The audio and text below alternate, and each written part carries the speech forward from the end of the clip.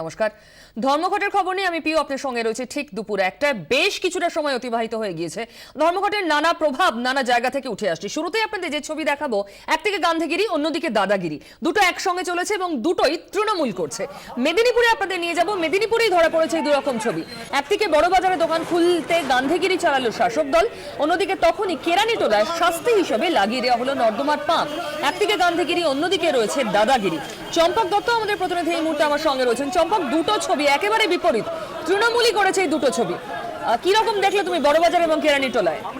একদমই সেই একই সময় দুটি জায়গাতেই ঘটনা ঘটছে। যখন একটি দল তৃণমূল যুব কংগ্রেসের পক্ষ থেকে, যে সভাপতি সুষমা মুখার্জির নেতৃত্বে একটি দল, সেখানে যারা বড়বাজারে বেশ কয়েকটি দোকান বন্ধ ছিল, সেই দোকানগুলি যাতে খোলা হয় সেই জন্য হাত জোড়ো করে দোকানের যারা মালিক ছিল তার বাড়িতে তাদেরকে ডেকে বের করে তাদেরকে হাত জোড়ো করে বলা হচ্ছে যে আপনারা দোকান খুলুন, পুলিশ প্রশাসন সঙ্গে রয়েছে, আমরা সঙ্গে রয়েছি, কোনো অসুবিধা হবে না, আপনারা খুলুন। পাশাপাশি সেইখানেই দেখা যাচ্ছে তাদেরই আরেকটি দল, সেখানে মেদিনীপুর কেরানীটোলাতে সেখানে একটি কাপড়ের শোরুম রয়েছে।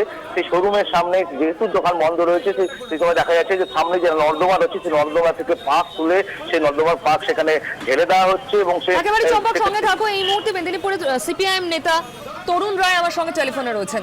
তরুণবাবু, আজ বন্ধে কিরকম সাড়া পেলেন কেরানীটোলা, বড়বাজার এইসব এলাকায়? মানুষ স্বতঃস্ফূর্তভাবে সাড়া দিয়েছে।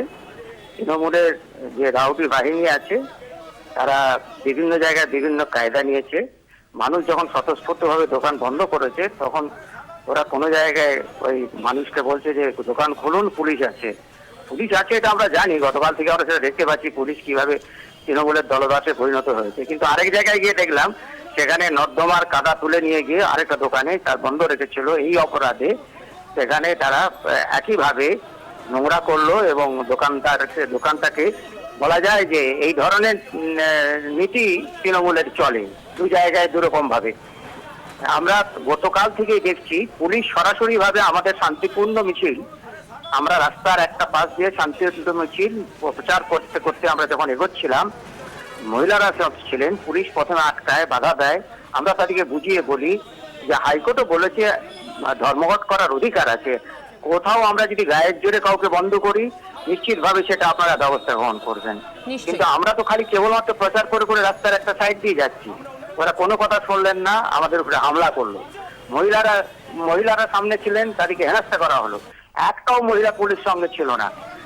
স্বাভাবিকভাবেই মানুষের মধ্যে একটা উত্তেজনা। মেদিনীপুর শহরের নাগরিকরা, মেদিনীপুরের মানুষ এমনিতে খুব শান্তিপ্রিয়, কিন্তু তারা এসব ব্যাপারে ভীষণ দৃঢ়চেতা। সুতরাং এর প্রতিকার মানুষ তাদের এই ধর্মঘটের মধ্য দিয়েই তার প্রতিফলন করেছে। তরুণবাবু, যে দোকানগুলো খোলা, যে মানুষের রাস্তায় বেরিয়েছেন তারাও তো তাদের স্বতঃস্ফূর্ত প্রতিক্রিয়া দেখাচ্ছেন ধর্মঘটের প্রতি। হ্যাঁ, না, ধর্মঘটের প্রতি আমরা যখন সকাল থেকে গাড়িগুলো পুলিশ গিয়ে জোর করে বের করছে। আপনি বলছেন যে দোকানগুলো খোলা সেগুলো জোর করে খোলানো হয়েছে? হ্যাঁ, জোর করা অবশ্যই। আর যে দোকান বন্ধ আছে তাতে কি করা হয়েছে সে তো আপনারা নিশ্চয়ই ছবিতে দেখতে পাচ্ছেন। এই হচ্ছে তৃণমূলের নেতা। তরুণবাবু, ধন্যবাদ আমাদের সঙ্গে কথা বলার জন্য। মেদিনীপুরের সিপিআইএম নেতা তরুণ রায় এতক্ষণ আমাদের সঙ্গে কথা বলছিলেন। আমরা তৃণমূল কংগ্রেসের জেলা সভাপতি, তার সঙ্গে কথা বলছিলাম অজিত মাইতি। তিনি ফোন ধরে 24 ঘন্টাকে বলেছেন তিনি মিটিং এ আছেন, এই বিষয়ে এখন কোনো মন্তব্য করতে পারবেন না। চম্পক দত্ত আমার প্রতিনিধি এই মুহূর্তে আমার সঙ্গে টেলিফোনে রয়েছে। চম্পকের কাছে চলে যাব। চম্পক, খুব স্পষ্টভাবে সিপিএম অভিযোগ করছে যে দোকানপাট খোলা সেগুলো জোর করে খোলানো হয়েছে, যেখানে খোলা হয়নি সেখানে পাক ঢেলে দেওয়া হয়েছে। দেখো, আমরা যেটা দেখেছি যেটা খুব পরিষ্কার হবে, সেটা কিন্তু আমরা যে দোকানগুলো বন্ধ রয়েছে আমরা ছিলাম এবং সেখানে কিন্তু দেখেই তাদেরকে বলা হচ্ছে যে আপনারা দোকান খুলুন, আপনারা নির্ভয়ে দোকান খুলুন, এবং পুলিশ হচ্ছে সঙ্গে রয়েছে। পুলিশ এবং দরকার হলে সেখানে পুলিশ থাকবে, সামনে থাকবে, কোনো যারা বন সমর্থককারী কেউ এসে বাধা দিতে পারবে না, আবার নির্ভয়ে দোকান খুলুন বলা হচ্ছে। কিন্তু তার মধ্যে থেকেও প্রচ্ছন্ন কিছু কিছু মানুষের হুমকি রয়েছে যে দোকান খুলতে হবে যদি পরবর্তীকালে, যেগুলো হচ্ছে আমাদের ক্যামেরার সামনে আসেনি, কিছু রয়েছে যেটা বলা হচ্ছে যদি আজ না দোকান খোলা হয় তাহলে কিন্তু পরবর্তীকালে সেই দোকানদারদেরকে দেখে নেওয়া হবে। এমনটাও কিন্তু চোরাগুপ্ত হুমকি কিন্তু আছেই। এবং সেটা হচ্ছে এই পাঁচ ছাড়া হচ্ছে অন্যতম একটা প্রধান কারণ। দুই জায়গায় দুচিত্রটা এইভাবেই হচ্ছে, একটা দল গিয়ে এক জায়গায় বলা হচ্ছে, অন্য জায়গায় দৃষ্ট জায়গায় হয়তো আমাদের ক্যামেরায় যেগুলো ছবি ধরা পড়েন, কিন্তু বহু অভিযোগ কিন্তু আমরা পেয়েছি যেখানে কিন্তু হুমকিও দেওয়া হয়েছে। ধন্যবাদ। আবার আপডেট নেওয়ার জন্য তোমার সঙ্গে পরে কথা বলবো। একদিকে গান্ধীগিরি, অন্যদিকে পাক ঢেলে দেওয়া হচ্ছে দাদাগিরির নজির। তবে গান্ধীগিরির আরো একটা নজির আমাদের ক্যামেরায় ধরা পড়েছে। বাঁধ ভাঙায় মিলল গোলাপ ফুল, এমনই ছবি দমদম আর হাওড়ায়। দমদমে তো ফুল মিলল খোদ মন্ত্রী ব্রাত্য বসুর হাত থেকে। দোকানদার, অটো চালকদের ফুল দিয়ে শুভেচ্ছা জানালেন তথ্য প্রযুক্তি মন্ত্রী। হাওড়াতেও দেখা গেল একই ছবি। হাওড়া ব্রিজের কাছে বাস এবং অটো চালকদের ফুল দিলেন তৃণমূল নেতা কর্মীরা। যারা ধর্মঘটকে উপেক্ষা করে রাস্তায় বেরিয়েছেন, যানবাহন রাস্তায় নামিয়েছেন, দোকানপাট খুলেছেন, প্রত্যেকের হাতে গোলাপ ফুল তুলে দিল তৃণমূল কংগ্রেস। যেমন দমদমে তেমনি হাওড়ায় ছবি। হাওড়ায় বাস চালক, যাত্রী প্রত্যেকের হাতে দেওয়া হচ্ছে গোলাপ ফুল। অন্যদিকে দমদমে স্বয়ং ব্রাত্য বসু, রাজ্যের মন্ত্রী, তিনি গোলাপ ফুল দিচ্ছেন রাস্তায় যাত্রীদের, অটো চালকদের, অন্যান্য গাড়ির চালকদের। কি বলেছেন ব্রাত্য বসু শোনাবো আপনাদের।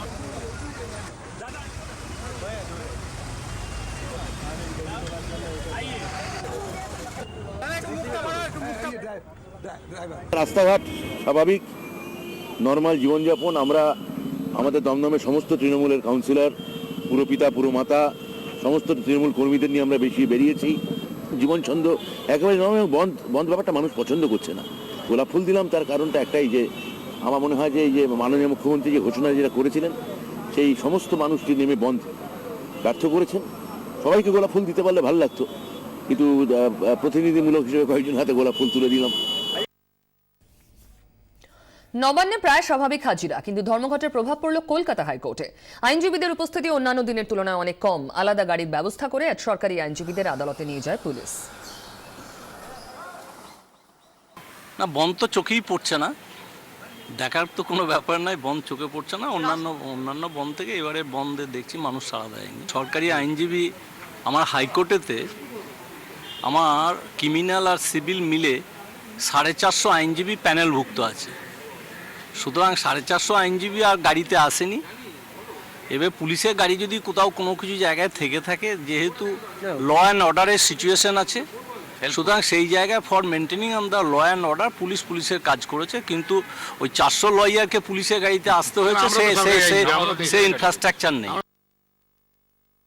সকাল 11টা, অন্য দিনের তুলনায় হাইকোর্ট চত্বরে আজ কিছুটা হলেও ভিড় কম, কিন্তু অদ্ভুতভাবে নজরে পড়ছে এই ধরনের কলকাতা পুলিশের গাড়ি, যেখানে এই কলকাতা পুলিশ হলুদ স্টিকারওয়ালা এই ধরনের গাড়ি যত্রতত্র ছড়িয়ে রয়েছে। এই গাড়ি যার মাধ্যমে সকাল 10টার মধ্যে সমস্ত সরকারি আইনজীবীরা তারা উপস্থিত হয়েছেন হাইকোর্টে। প্রশ্ন উঠছে, সরকারের যেখানে এত ব্যবস্থা, এত বাস নেমেছে, তাহলে কেন এই গাড়ির প্রয়োজন হলো এখানে আসতে? এবং সেই সঙ্গে রাজনৈতিক বিশ্লেষকদের মতে অতি সক্রিয়তাই এর অন্যতম উদাহরণ। 24 ঘন্টার জন্য ক্যামেরায় অরিন মুখার্জির সঙ্গে শ্রাবন্তী সাহা, কলকাতা। বন্ধ ঘিরে উত্তেজনা স্কুলে। পরীক্ষা না হওয়ায় প্রধান শিক্ষককে ঘিরে বিক্ষোভ ছাত্র অভিভাবকদের। বিক্ষোভে সামিল স্থানীয় তৃণমূল কংগ্রেস সমর্থকরা।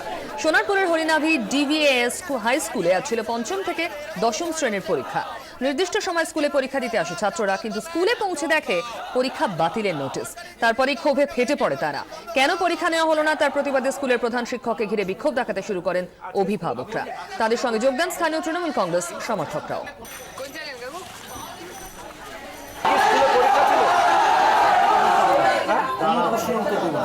আজকে স্কুলে আমি একটা কথা বলি, এই সিচুয়েশন থাকলে কোনো প্রশ্নের উত্তর দেওয়া যাবে না।